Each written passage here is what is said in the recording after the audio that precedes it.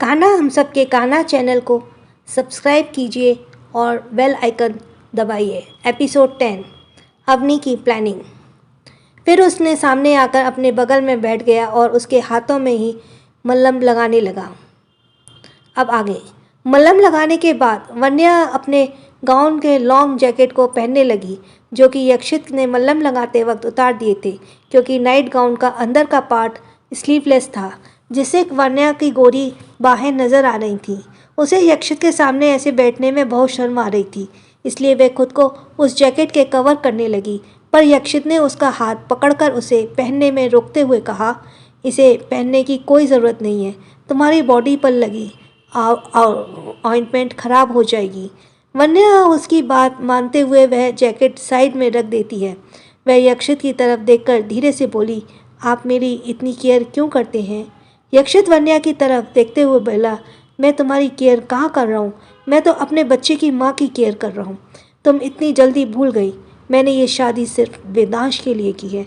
वन्या को लगा रहा था कि ये यक्षित उसकी कितनी केयर कर रहा है, पर अब उसे समझ आ गया कि वह तो वेदांश की माँ की केयर कर रहा है। वन्या, मुझे याद है। फिर वन्या की नज़र गिफ्ट बॉक्स की तरफ जाती है, जिसे यक्षित ने अपने कमरे में मंगवा ली थी। वह वन्या की तरफ देखकर उसे खोलने का इशारा करता है। जब वन्या गिफ्ट बॉक्स खोलने के लिए बढ़ती है तो यक्षित उसे एक बॉक्स तरफ इशारा करते हुए इसे खोलने के लिए कहता है, पर वन्या उसे इग्नोर करते हुए दूसरे बॉक्स को देखने लग जाती है। यह देखकर यक्षित को गुस्सा आ जाता है। वह वन्या की तरफ देखकर ऑर्डरिंग टोन में बोला, मैंने कहा पहले इसे खोलो। वन्या धीरे से एक नाराज़गी सी टोन में बोलती है, अब आप गिफ्ट देखने के लिए भी मुझे ऑर्डर देंगे? यह बोलते वह थोड़ी मासूम सी हो जाती है, क्योंकि यक्षित ने उस पर बेवजह ही गुस्सा दिखाया था। वह अपने आप को नॉर्मल करते हुए बोली, लो पहले इसे देखो। वन्या ने गिफ्ट बॉक्स खोला। यह यक्षित की तरफ से था। उसने देखा कि वह एक खूबसूरत सा प्लेटिनम का पतला सा नेकलेस है, जिसमें डायमंड की एक खूबसूरत सी पेंडेंट लगी हुई थी, जिसे देखकर वन्या के चेहरे पर एक स्माइल आ गई, जिसे देखकर यक्षित का यह पता चल गया था कि वन्या को उसकी दी हुई गिफ्ट पसंद आई। यक्षित उसके हाथों से वह चेन लेता है और बोला, लाओ इसे मैं पहना देता हूँ। वन्या ने उसे वह चेन दे दी। यक्षित वन्या के बालों को आहिस्ता से उसकी गर्दन से हटाकर उसे वह चेन पहना देता है। वह वन्या के गले में बहुत खूबसूरत लग रही थी। यक्षित उसकी तरफ देखते हुए बोला, तुमने खीर बहुत ही टेस्टी बनाई थी, तुम्हें तो एक प्रोफेशनल शेफ होना चाहिए। वन्या यक्षित की तरफ देखने लगी। उसे तो यकीन ही नहीं था कि यक्षित उसकी तारीफ कर रहा है। फिर वन्या बाकी सबके गिफ्ट्स खोलने लगी। वह युवान का गिफ्ट बॉक्स खोलती है तो उसमें रेड कलर की एक खूबसूरत गाउन होती है, जो बहुत एक्सपोजिव लग रही थी। उसे देखकर वन्या की आंखें चमक उठी। वाओ, ये ड्रेस तो बहुत ही खूबसूरत है, इतनी एक्सपेंसिव ड्रेस। यह बोलते हुए वह ड्रेस को संभाल कर साइड में रख देती है। फिर दादाजी का गिफ्ट देखती है। उन्होंने एक खूबसूरत सा डायमंड का सेट दिया था, जिसे देखकर वन्या की आंखें चमकने लगी और उसके हाथ से वह उस ज्वेलरी बॉक्स को बंद कर देती है। यह देखकर यक्षित उसके पास आकर बोला, क्या हुआ, क्या तुम्हें ये नेकलेस पसंद नहीं आया वन्या? वन्या, पसंद क्या, बहुत ज़्यादा पसंद आया। इनफैक्ट इतना खूबसूरत नेकलेस सेट मैंने आज तक नहीं देखा, पर यह बहुत एक्सपेंसिव होगा ना, इसलिए मैं इसे दादाजी को वापस करना चाहती हूँ। मुझे महंगे गिफ्ट्स की ज़रूरत नहीं है ना। यक्षित देख पा रहा था कि वन्या कितनी डाउन टू अर्थ है। अगर अभी उसकी जगह पर कोई और दूसरी लड़की होती तो वह इस महंगे नेकलेस को वापस करने के बारे में तो बिल्कुल नहीं सोचती। यक्षित वन्या की तरफ देखते हुए बोला, अब तुम्हें ऐसे गिफ्ट्स की आदत डालनी पड़ेगी, क्योंकि तुम अब यक्षित राय सिंघानिया की वाइफ हो। फिर वन्या की तरफ देखते हुए बोला, तुम ये रख लो, दादाजी ने बड़े प्यार से दिया है, गिफ्ट प्राइस देखकर नहीं दी जाती। वन्या ने ज़्यादा बहस ना करते हुए हाँ में सिर हिला दिया। फिर वह अनिल जी का गिफ्ट देखने लगी। उन्होंने वन्या को एक बुक गिफ्ट की थी, जिसमें एक डॉटर और एक डैड की बॉन्डिंग की एक खूबसूरत कहानी से बताया गया था। यह देखकर वन्या बहुत खुश हो गई। कहीं ना कहीं यक्षित को भी यह देखकर खुशी हुई। वह यक्षित की तरफ देख वह बुक देखते हुए बोली, डैड ने मुझे ये ब्यूटीफुल सा बुक गिफ्ट किया है। यक्षित ने इस पर ज़्यादा रिएक्ट ना करते हुए वन्या के कंधे को पकड़कर बेड पर बिठा दिया और खुद उसके बगल में बैठ गया।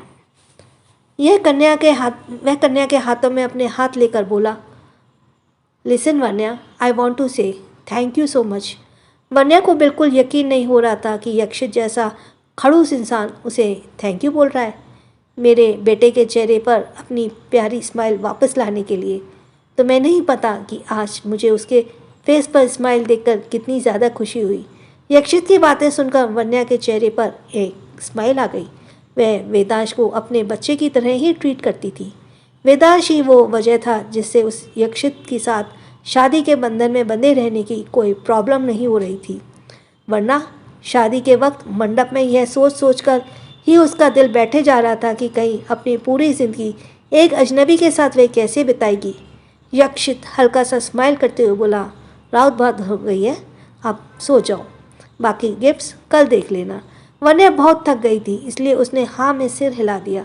पर इससे पहले कि वन्या बेड पर जंप कर पाती, यक्षित उसके सपनों पर पानी फेरते हुए पहले जाकर बेड पर लेट गया। वन्या उसे देखती ही रह गई। जब लेटे हुए यक्षित को अपने ऊपर किसी की नज़र महसूस हुई तो वह वन्या की तरफ देखते हुए बोला, अब सो गई भी या रात भर मुझे ऐसे ही देखने का इरादा है? माना कि मैं बहुत हैंडसम हूँ, पर मुझे देखने के लिए तुम्हें यूं रात भर जागने की कोई ज़रूरत नहीं है। वन्या रक्षित की ये बात घूरते हुए बोली, आप इतने भी हैंडसम नहीं हैं कि मैं आपको यूं आंखें निकाल कर देखूं। वो मैं आपके साथ बेड शेयर करने में कंफर्टेबल नहीं हूँ। यक्षित, पर क्यों वन्या? क्योंकि मैं आपके बारे में ज़्यादा नहीं जानती, हम कल ही तो मिले हैं। ये कहते हुए वह अपना सिर झुका लेती है। यक्षित उसे परेशान करते हुए बोला, पर मुझे तुम्हारा मेरे साथ सोने का कोई प्रॉब्लम नहीं है। वन्या, कितने बेशर्म हैं आप। आपको शर्म नहीं आती? एक लड़की आपके सामने खड़ी है और आप चुपचाप बेड पर सो रहे हैं। यक्षित उसे परेशान करना जारी रखता है। हाँ, तो वो तुम्हारी प्रॉब्लम है, मैंने तुम्हें मना तो नहीं किया। ना ही मेरे बेड पर मत आओ। मैंने कब कहा मत आओ मेरे बेड पर? मैं तुम्हारे साथ अपना बेड शेयर करने में कंफर्टेबल हूँ, पर अगर तुम शेयर नहीं करना चाहती हो तो कोई बात नहीं, I am okay with that also. ये कहते हुए वह चुपचाप आंखें बंद करके सो गया। वन्या जो उसे घूरती रह गई, वह अब उसके पास काउच में सोने के अलावा और कोई ऑप्शन नहीं था। वह चुपचाप आकर काउच में खुद को समेटने की कोशिश करने लगी। थोड़ी देर तक ऐसे ही उसने आपको एडजस्ट करने की कोशिश करती, फिर उसकी पलकें भारी होने लगी। यक्षित बस सोने की एक्टिंग कर रहा था, वह अभी तक जाग ही रहा था। उसने एक नज़र वन्या की तरफ देखा, जो बिना ब्लैंकेट के सोफे पर अपने आप को अपने हाथों से कवर करके सो रही थी। वह ब्लैंकेट लेकर जैसे ही वन्या की तरफ जाने लगा, उठने को हुआ, वन्या ने अपने हलचल करने हुए देखा। अचानक से वन्या की नींद खुल गई। रूम की लाइट ऑफ होने की वजह से और बाहर तेज़ हवा चलने की वजह से खिड़की के पर्दे हिलने लगे, जिससे उसकी डरावनी परछाइयाँ बनने लगीं। ये देखकर वन्या डर के मार आधी हो गई। उसे धीरे धीरे और डर लगने लगा, क्योंकि वह परछाई धीरे धीरे और बड़ी होती जा रही थी। उसे और बर्दाश्त नहीं हुआ। वह काउच से उठ खड़ी हुई और बेड की तरफ जाने लगी। यक्षित तो कब से जाग ही रहा था। उसने लाइट्स ऑन कर दी और सामने वन्या को देखा। उसने पूछा, क्या हुआ? वन्या हकलाते हुए बोली, वो मुझे वो बेड। यक्षित उसकी तरफ देखते हुए बोला, पर तुम तो कह रही थी कि तुम मेरे साथ बेड शेयर करने में कंफर्टेबल नहीं हो। वन्या, वो तो मैं अभी भी नहीं हूँ, पर मुझे डर भी लग रहा है ना। तो यक्षित ने फिर कुछ नहीं कहा और चुपचाप बेड पर लेट गया। वन्या भी उसके दूसरी तरफ लेट गई। यक्षित ने रूम की लाइट्स ऑफ कर दी। वन्या को फिर सताने लगा, इसलिए वह धीरे धीरे यक्षित के करीब जाने लगी और अपनी आंखें बंद कर लिया। यक्षित जब करवट लेता तो वन्या के अपने करीब पाता है। इस वक्त डर की वजह से उसकी धड़कनें बहुत तेज चल रही थी। यक्षित यह नोटिस कर पा रहा था। उसने अपना एक हाथ वन्या की तरफ बढ़ाकर उसके सिर पर सहलाने लगा, जिससे वन्या थोड़ी रिलैक्स हो गई। दूसरी तरफ खुराना मैंशन। अवनी अपने बेडरूम में सोफे पर बैठी हुई थी। उसकी आंखें इस वक्त गुस्से से लाल थीं। उसकी असिस्टेंट शीना एक फाइल लेकर उसकी इन्फॉर्मेशन पढ़ रही थी। अवनी को बता रही थी, मैम उस लड़की का नाम वन्या अग्रवाल है। अपनी आंखों में एक अलग सा गुस्सा लेकर अवनी बोली, वन्या अग्रवाल, तुमने अवनी खुराना को यक्षित राय सिंघानिया के बीच आकर ठीक नहीं किया। अगर वो लड़की बीच में नहीं आई होती तो मैं भी देखती कि यक्षित मुझसे अलावा और किससे शादी करता, पर उस वन्या ने मेरा बना बनाया खेल ही बिगाड़ दिया। पर मैं इतनी आसानी से तो सिंघानिया फैमिली की बहू बनने का ख्वाब नहीं छोड़ सकती। यक्षित चाहे ना हो चाहे, पर मैं सिंघानिया फैमिली की तो बहू बनकर ही दम लूँगी। फिर वह सामने की तरफ देखते हुए बोली, अगर मैं सामने से वन्या को यक्षित से दूर करने की कोशिश करूँगी तो वह मेरे लिए बहुत मुश्किल टास्क होगा और मेरी इस गलती से दोनों दूर होने की वजह और पास आ जाएंगे। इसलिए मुझे कुछ अलग करना होगा जिससे यक्षित खुद उसकी शक्ल से भी नफरत करने लगे। पर मैम, आप ऐसा क्या करने वाली हैं?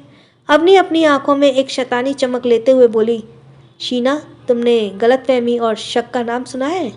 बस हमें इसी चीज़ का ही तो इस्तेमाल करना है। वह कहते हुए वह अपने चेहरे पर एक शातिर स्माइल ले आती है, जिसे देखकर ही लग रहा था कि उसके दिमाग में कुछ बड़ा प्लान चल रहा है। सिंघानिया मैंशन। बाहर तेज बारिश हो रही थी। बीच बीच में बिजली की तेज चमक के पूरा रूम रोशनी से भर जाता था। बादलों की गड़गड़ाहट से कांपती हुई वान्या की पकड़ नींद में ही यक्षित की बाहों में कसती जा रही थी। यक्षित भी उसे अपने सीने में छिपाकर सो रहा था, जिस तरह वो वेदांश को सुलाता था। जब उसे तेज चीज़ें की डर लगता तो so now to be continued. तो आखिर क्या चल रहा है अवनी के दिमाग में? क्या वह यक्षित और वन्या को अलग करने में कामयाब हो पाएगी? जानने के लिए पढ़ते रहिए सीओ's पोस्ट वाइफ और बने रहिए कहानी पर। If you like my story, please subscribe and press the bell icon. और हाँ, कमेंट्स देना ना भूलिएगा। सो थैंक्स फॉर लिसनिंग और छोटों को प्यार